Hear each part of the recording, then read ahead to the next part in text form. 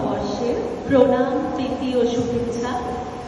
রবি মাস চলছে, আর দুদিন পরে সেই ঠাকুরের জন্মদিন যার লেখা ছাড়া বাঙালির জীবন অসম্পূর্ণ।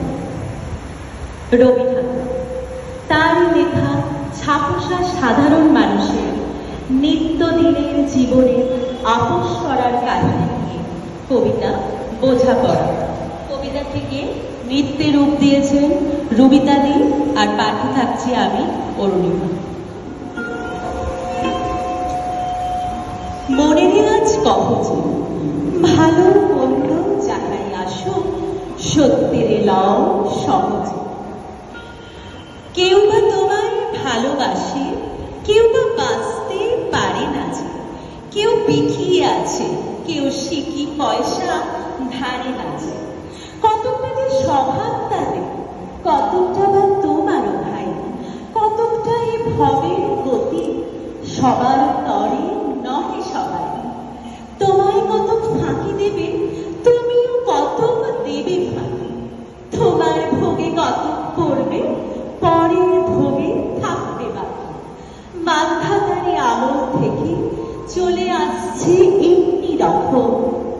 তোমার কি এমন ভাগ্য, বাঁচিয়ে যাবে সকল জখম? মনেরই আজ কহছে, ভালো মন্দ যাহাই আসুক, সত্যের লও সহজে। তোমার মাপে হয়নি সবাই, তুমিও হওনি সবার মাপে। তুমি মারো কারো ঠেলায়, কেউ বা মরে তোমার চাপে।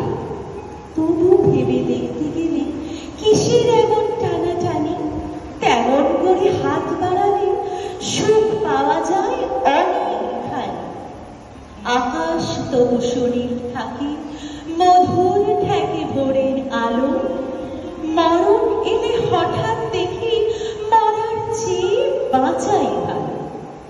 যাহার লাগি চক্ষু বুঝে বহিয়ে দিলাম অশ্রু সাগর, তাহার বাদ দিয়েও দেখি বিশ্ব ভুবন মস্ত ডাকর। মনেরই তাই কহছে, ভালো মন্দ যাহাই আসুক, সত্যের লও সহজে।